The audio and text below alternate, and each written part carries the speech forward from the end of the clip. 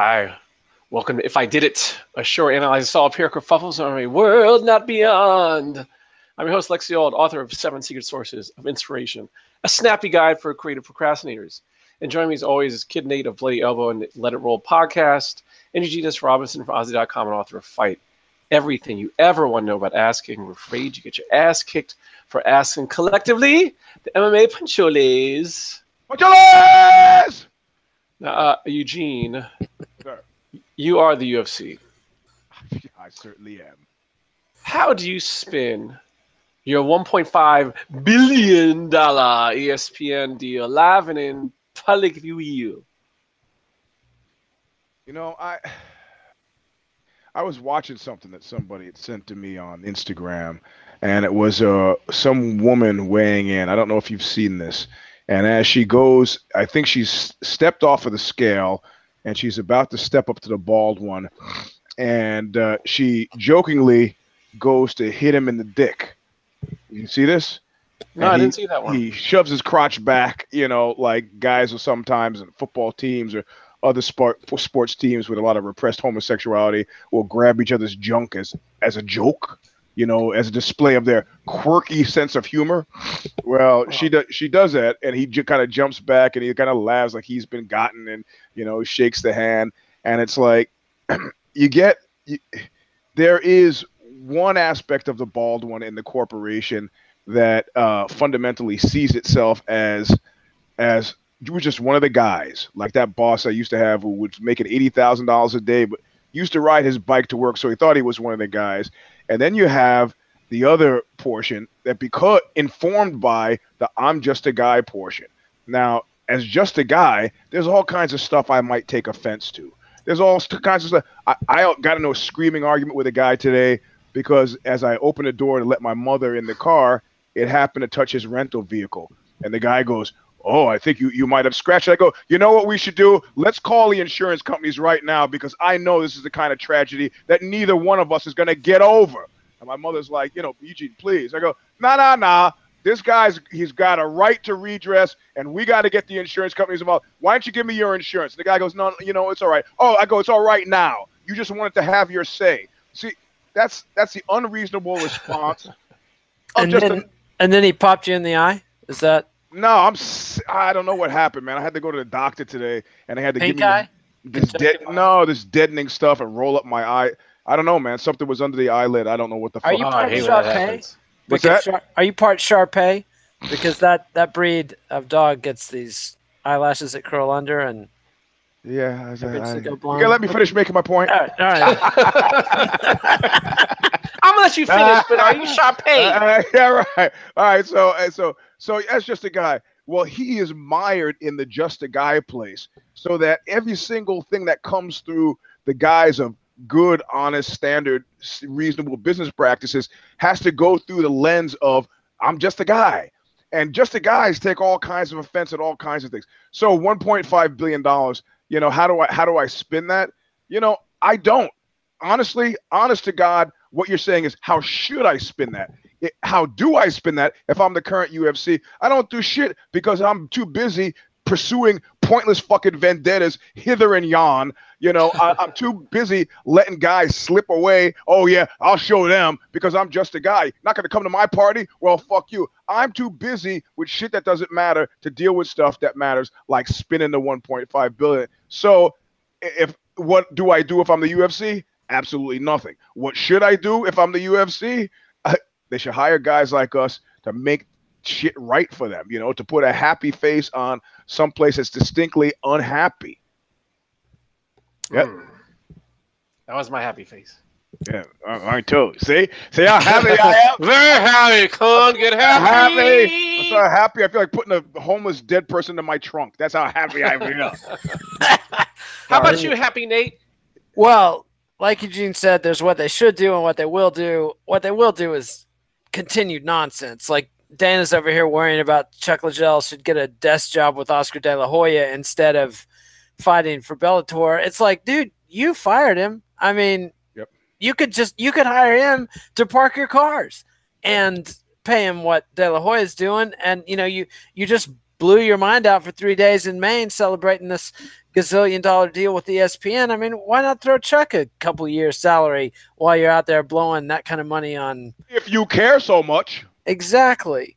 Yeah. But I think the real PR vulnerability with this is, as people do the math, and all kinds of math. Is this company going to make money back? Are they profitable? Are they sinking in debt? Did they get the deal they needed to keep afloat?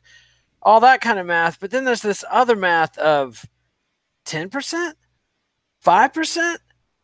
What percent goes to the fighters exactly? And that's the math that maybe is slowly building uphill and rumbling down at them, because that's the real expense they don't want to pay and headache they don't want to have. But fortunately for them, UFC fans don't give a shit, actively hate fighters, want them to not be paid. And so there you go. And, you know, so the UFC can get away with this. They don't need to. I don't even think they need to do anything. There's not any, whatever nascent momentum towards a fighter union was developing, congealing is the word I want to say, was snuffed when they cut what's the chick's name they cut 2 weeks Leslie Smith. Leslie Smith. The Peacemaker. The Peacemaker. Yeah. I mean, that just, you know, on top of, you know, Bjorn Rebney's Maha group, you know, fading off into the would you say they were dark starred, Eugene? Yep, dark starred, man. Yep. Very directly. You know, and then the other groups, you know, I mean, there's so you know they're dark starred because when you say the name Bjorn Rebney, you'd be lying if you didn't say you were listening to it. You go, oh yeah, that's dark starred, man. If there weren't allegations of him putting a spike through a dog's head, I would not remember the dude day. So you know, it's there's some value. It's like Jeff Blatnick, who was a much nicer guy. I forget his name sometimes too. I have to dig down deep. So yeah, Blatnick, good guy. The late great Jeff. The late great Jeff Blatnick. Yep. Well, you know what? In terms of forgetting, Nate, you're the UFC. You usually ignore UFC welterweight champion Tyron Woodley. So why are you honoring his hood pass to Mike Perry's Al Jolson routine? Well, it's just a sort of, and we'll talk about this a little bit on the next show, but certain sympathies are revealed, you know, and the UFC has a certain set of sympathies, and when they hear what they want to hear, they echo it. And they'd like to have a hood pass too, I imagine, you know, and, you know, it's like the old Seinfeld routine about the guy who converted to Judaism for the jokes, you know, like, hey, I'm 2% African American, you know, and next thing you know, boom, doing the Al Jolson bit. I mean, you know, and it's craven nonsense and really deeply insulting, I would imagine, to many people. But the UFC don't give a fuck. They're just like, you know, they're not actually full Roseanne. I went back and read Roseanne's old Twitter feed today. This has been coming for bitch been crazy for a long ass time. Yeah. I mean, way cray. I don't think Dana's this kind of crazy. I don't think whatever retrograde sympathies the UFC brass have, I think it's more a matter of not paying attention than anything else. Did they do something to amplify this hood pass? I don't think they did. Yeah, they just let it pass. So I think Dana was busy. Oh! I think Dana was busy blowing his mind out in Maine, and just missed this whole kerfluffle and wouldn't give a shit if he did.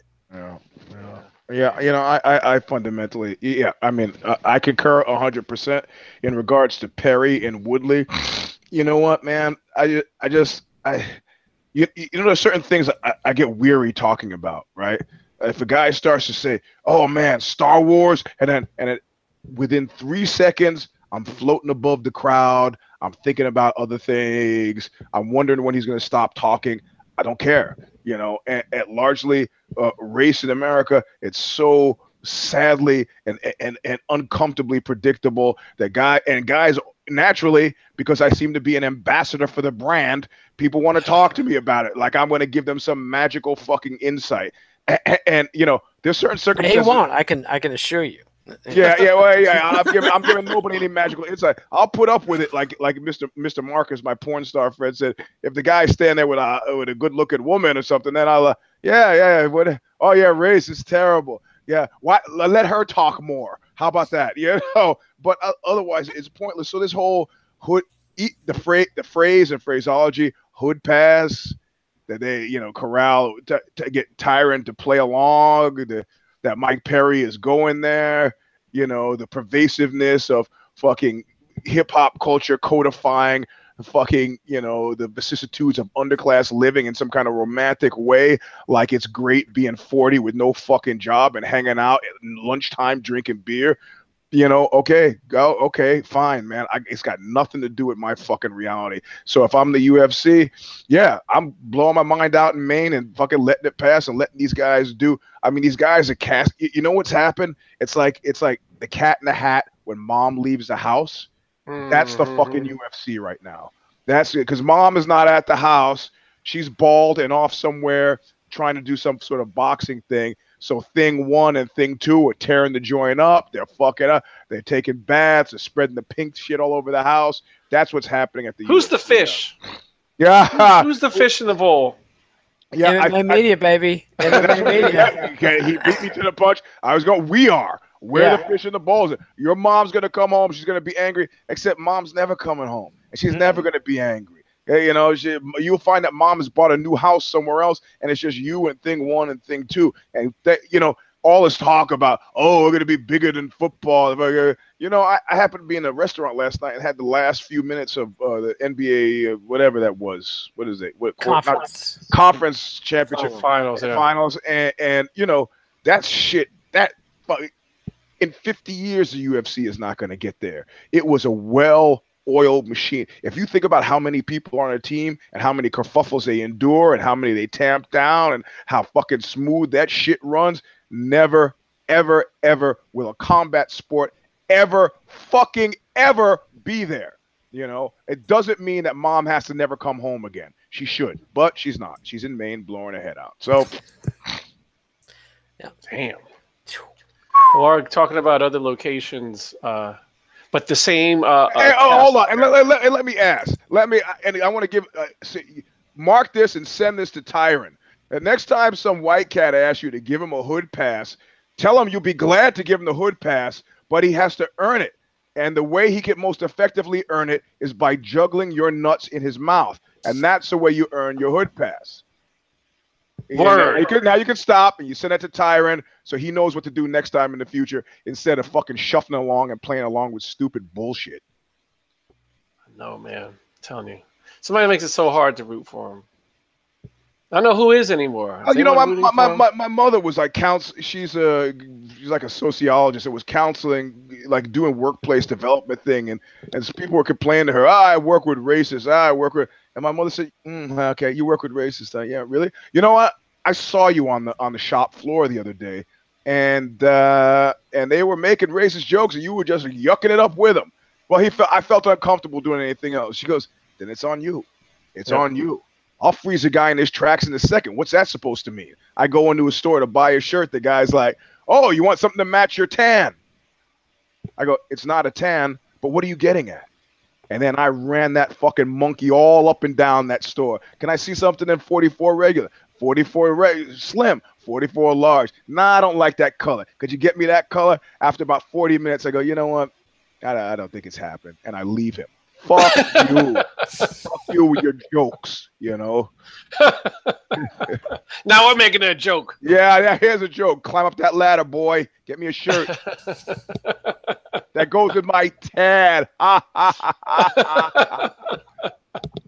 Hey, going from monkeys to gorillas, since you said, gorillas, report to train your monkey. Yep. Eugene, you're the UFC. Despite Darren Till's controversial decision to win last weekend, I'd like to say a word on his behalf. His profane post-fight interview makes me laugh. How do you solve a problem like the gorilla? I think, I don't know if it's a problem, man. I thought his shit was the manliest thing I'd seen in a long time. He's like, I should give the dude 100% of my purse. You know, I mean, it was Japanese samurai fucking self-flagellation of the highest order. I fucked up. I sucked. Yeah, they gave me the fight, but don't even give me the championship fight. It was like the exact opposite of Lost Battalion. It showed painful hyper awareness. You know, I know exactly where I am. I know people weren't there for me. I know that presuming the guy is not just a guy with low self-esteem, which would have been then sad. I'm saying that this guy has got his finger on the pulse of fucking reality, and I enjoyed it. And in my mind, people should understand that this is maybe a flip side of the McNuggets trick, right? I mean, the McNuggets trick specifically is he's saying shit that you would think, but that your super ego tamps down. You know, when your boss says, here, I have a new project for you. Do you think you can handle it? In your head, the first thing that the id says is, do I think I can handle it, you fucking moron? Not only could I handle it, I could handle your job and fuck your wife and for half the fucking money. That's not what you say. That's not what you say. When that comes up, you say, so, oh, yeah, I think I can do a good job with it. So, but this guy was the other way.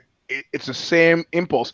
He was like, the reality of it is, as I see this, I fucked up, man. 3.5 pounds. What in the end, it was 3.5. It was at first 7. I need to lose 11. The fuck? What's wrong with me? What is it? Why am I even here? Why am I here? I thought it was really refreshing. Yep. How about you, Nate? Nothing was refreshing after sitting through that fight. Even on fast forward, that was a painfully atrocious fight. That's how I saw it. Fast forward. Yeah. Well, when has Stephen Wonderboy, despite his fucking fight nickname, that guy's been boring me for a little bit now. Johnny Hendricks, though. Word. Get to Johnny Hendricks. Yeah, but so that can only last so long. That's why he is fat. Anytime you have, it's just fast forward material. It's like, okay, I know the likelihood of there being action in this fight outside. That's why I love, like, this dude posted this highlight film of the fight, and it just showed them like high five and patting each other's back. But so yeah, exactly. My time. Back to my time. That's all right. That's all right, Lexi. It's Eugene's off his game, or he would have been interrupting me. The thing with the karate guy. Am I off my game? Yes, you're off your game, Snuffles. Look how good I am. Look how fucking good I am. Can you believe that? It's timing, baby. Timing. It is timing. He's a regular Bob Hope, ladies and gentlemen. The legendary comedic timing. These karate guys, though, most people figure out, whoa, I don't want to just run into a buzzsaw. That this guy's hanging back and he's got some tricks up his sleeve that can hurt if you just charge at him. And 1% of fighters, the Shogun Huas of the world, are like, I can dismantle this bullshit with a calculated offensive game that will grind this shit down, that will take away his movement, that will force him into close exchanges.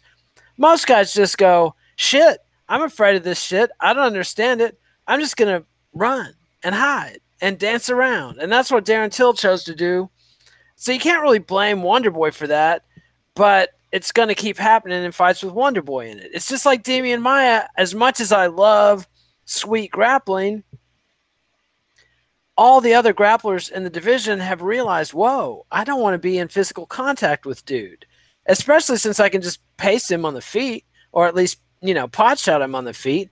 And so you get somebody like Usman, who's a pretty good grappler, not wanting any part of it. Instead of figuring out how can I beat Demian Maia, he's like, how can I just cancel out Demian Maia? And it makes for just a no fun fucking fight. So it's the downside of pursuing a skill set to that extent that you're one-dimensional, whether it's that you can only do Brazilian Jiu-Jitsu or whether you can only fight at karate range, and you do not want to do close-up exchanges. I mean, Machida at least had some Muay Thai, but yeah, I mean, I don't care what Till had to say. The fight sucks so hard, I do not care. The reason I pay attention to these guys is because I want to watch them fight. If they cease to amuse me with their fisticuffs, they better be good at magic tricks or something, because they lost me. Yeah. Well, I mean, that's one thing. The one beauty of the result of this kind of fight, though, is you know that Wonder Boy is going to go down in the rankings, and Darren Till hopefully won't have to fight him again. You know, it's just the less we can see of Wonder Boy mucking it up, the better. It's a shame. I used to like watching him fight, but that guy is just, man. But you know what happens, right? I mean, what happens with this shit is like what happened with me and TV commercials. At first, some guy said, I don't know how you deal with the rejection. I go, I don't think about the rejection, man. I'm glad to take the half day to work to audition. As far as I'm concerned, that's the show for me. The audition is the show. If something happens after that, then I don't think about it. And I said that straight up until I started getting residual checks for the Miller Genuine Draft commercial on tattoos that I did. And I fucking amounted to over $100,000. Then, you know, everybody comes in here, they look different. When they leave, they all look the same. How's that? Scared. That's how I started going into these auditions. I was scared because I was like, oh, baby, I get this one. That's another 150 grand. I could build some addition to the house. I could build a deck out back. I could count the chickens before they're fucking hatched. And I went in the auditions. I was scared the fucking death. Gone was the breezy, insouciant fellow who would show up to auditions and just ace them and just experiment and do Brando and do whatever the fuck. And replaced with it was a guy who was watching the beans, watching those beans. And that's what happens to these fucking fighters. As you get closer, you start to, man, I could really make a go. I'm getting sponsors to come out of woodwork. I'm doing TV commercials.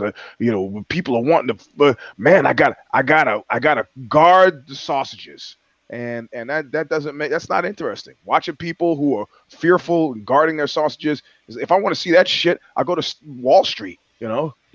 And even those guys are more devil may care because it's like, man, I don't want 5 sausages. I'm going to gamble for 10. And there's a certain kind of like, you know, Johnny Utah jumping out of the plane kind of glory to that kind of stuff. So is there any way we can match make around that? Like, just, you know, because I think you're right. You know, it constantly happens and it's frustrating. Like, see the guys scared of losing their spot as opposed to just going balls out. Like, what got you there in the first place? Like, is there a way you can matchmake around it, or are you just stuck with the fact that you don't know when? I mean, it's clear Wonder Boy's in that stage of his career, right?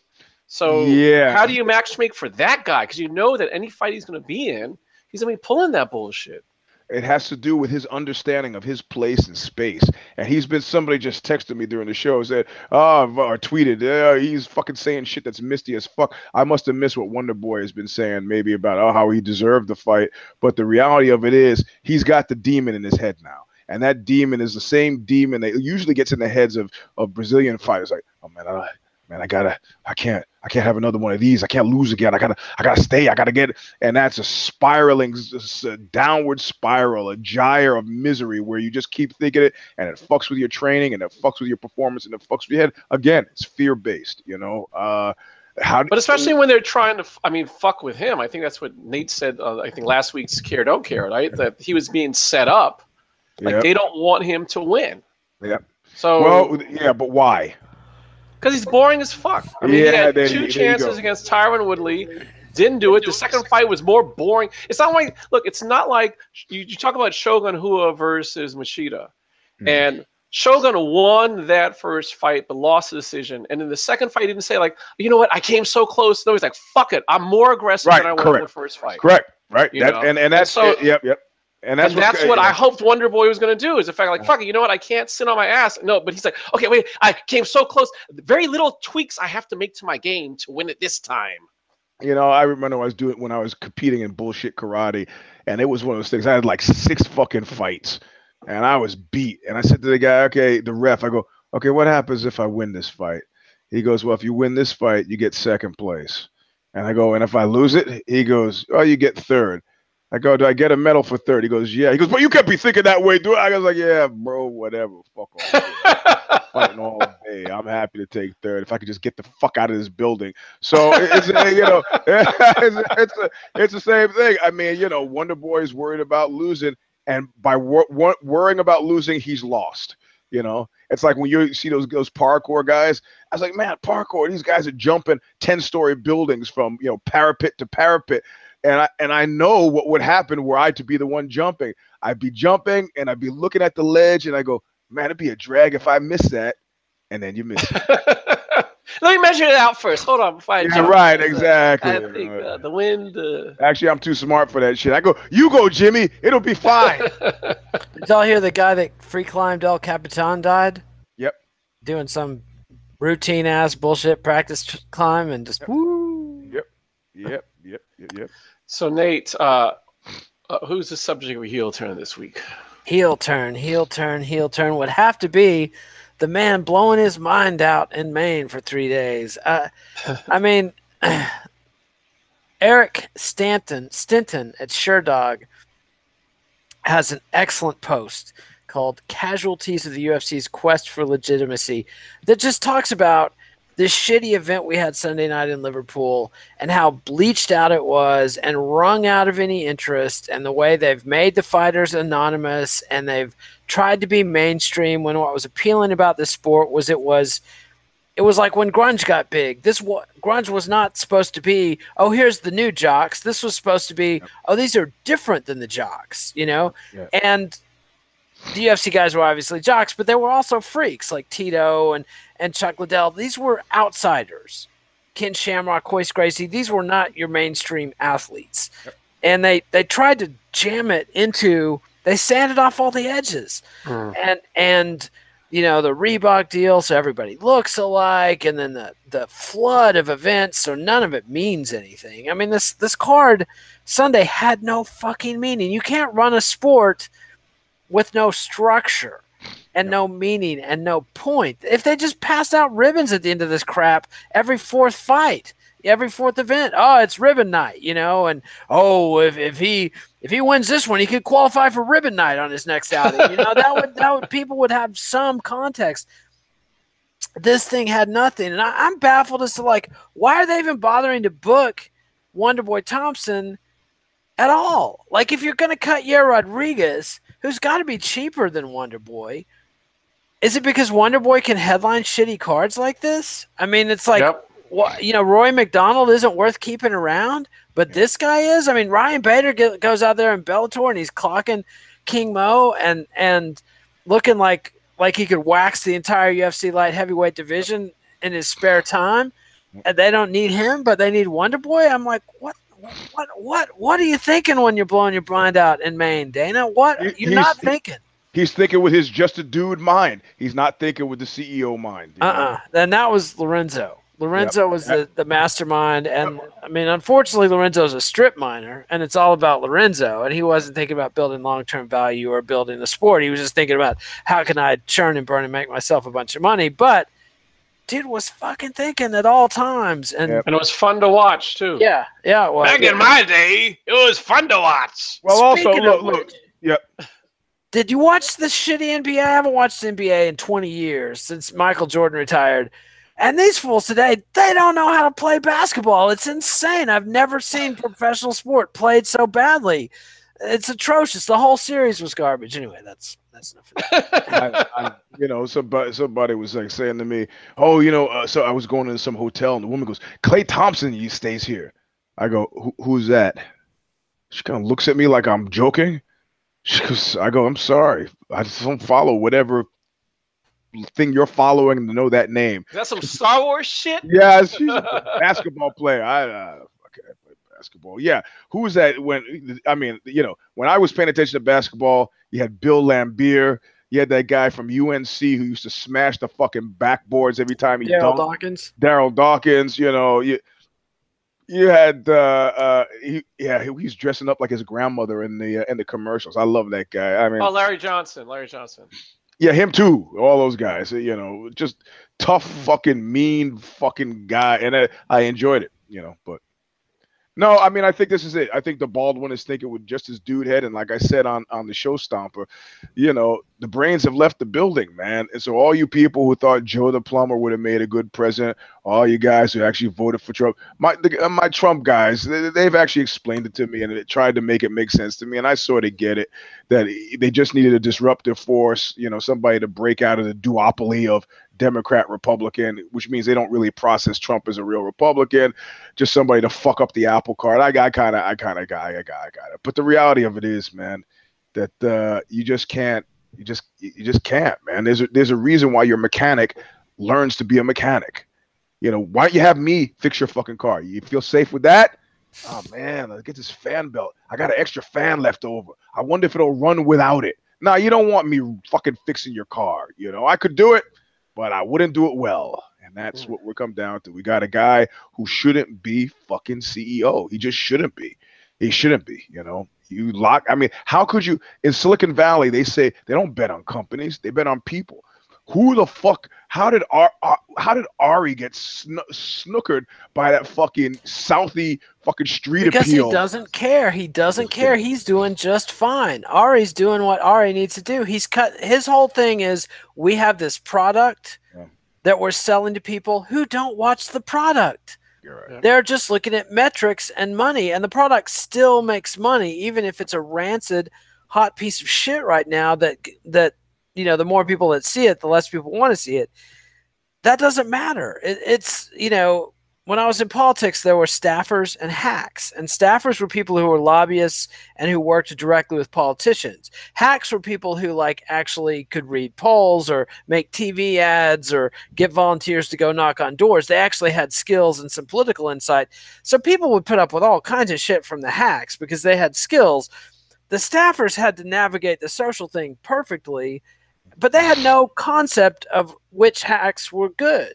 They only knew that some other staffer or some politician said this hack was good, or he was good, or he won a big race. And it didn't matter if it was handed to him on a platter. Oh, he won the race. We'll hire this guy.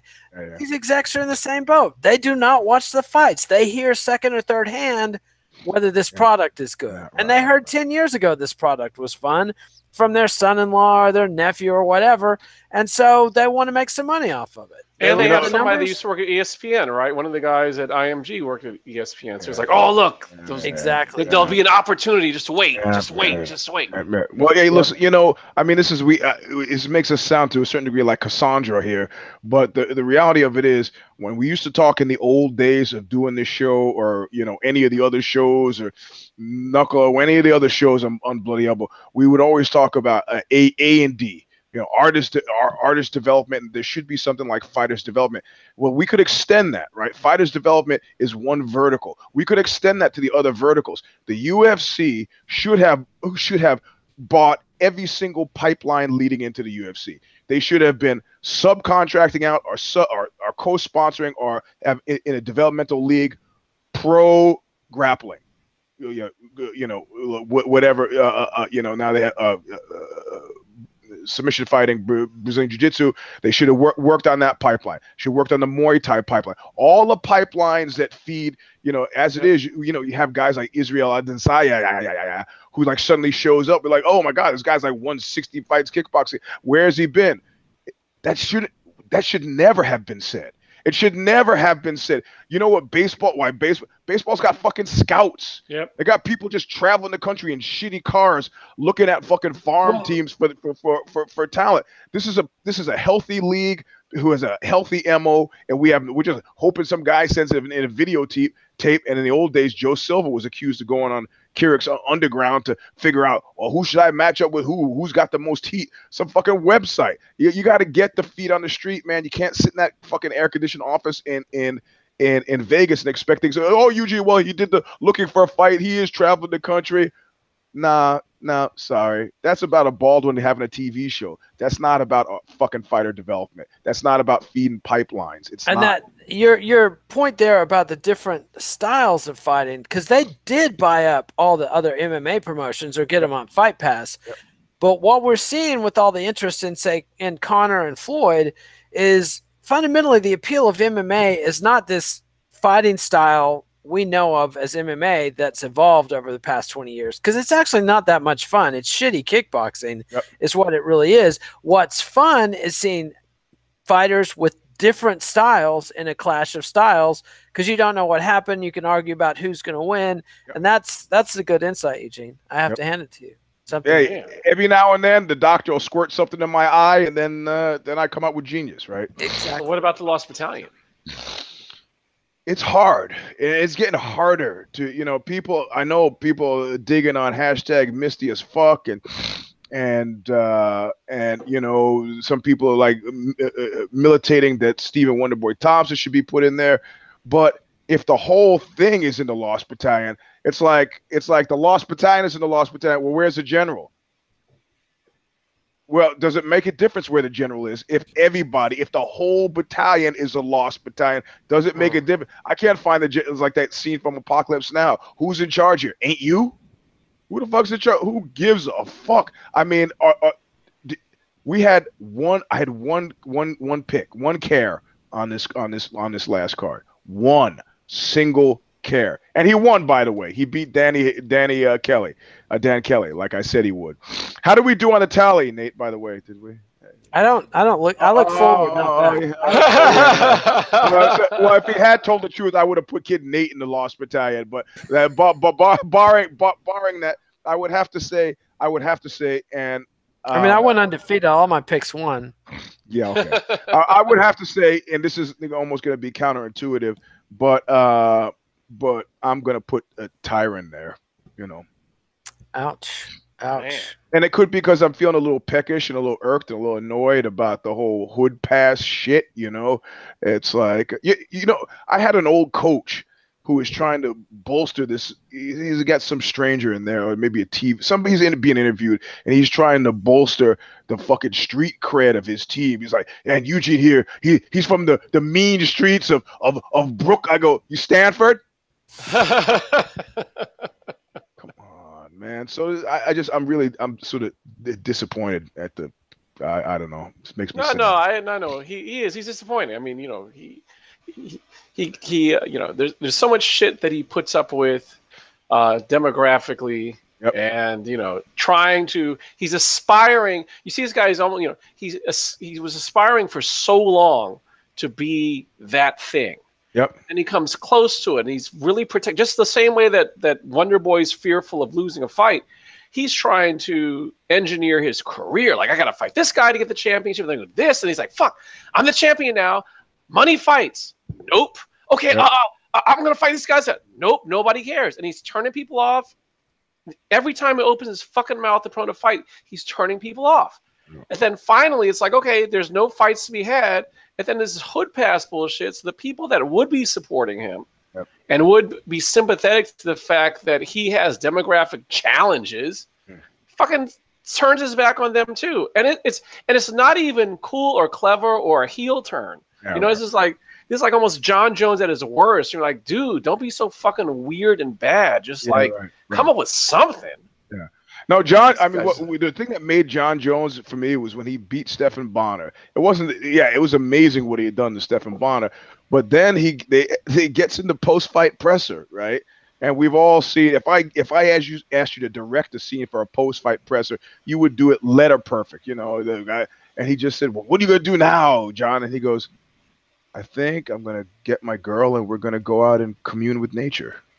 I was like, "What? What?" I was like, man, what a fucking genius thing to say. Completely playing against type, completely just like, it's like rubbing the fur on the cat the wrong way. And all the journalists in attendance were like, okay. Of course, he's become, you know, somebody that, you know, that irks me to a certain degree. But I thought that was a great answer, and I became a fan at that point. Yeah, I'm gonna commune with nature, man. Unexpected. Thanks for joining us. Follow us on Twitter, Eugene S. Robinson, Lexi on Kid Nate, Facebook, M.A. Pancholes. Give us a thumbs up, Eugene. Thumbs up. I'm seeing this thumbs up everywhere, you know, everywhere. Right below. Books. Thumbs up. Leave comments on YouTube. Subscribe to MMANation.com, YouTube, MMANation on iTunes. Visit Bloody Elbow. Buy Seven Secret Source Inspiration. Buy Oxbow Sin Black Duke and Boone Wells' The Easy Way Out. Easy Way Out. Wherever fine music is sold. Listen to Letterboard Podcast. And immediately follow the show. Check out if the shoes fit. Eugene, how do they do that? You go right below this image that you're looking at right now. There's a link. Click on that link in about 90 seconds or however long it takes me to go piss and then come back and log back on. We will be there doing the same show, but for kerfuffles outside the MMA world. That's the link right below. That's right. We'll be back next week. Another song. If I did it, we don't know what we're going to be talking about because the PR mistakes have yet to be made.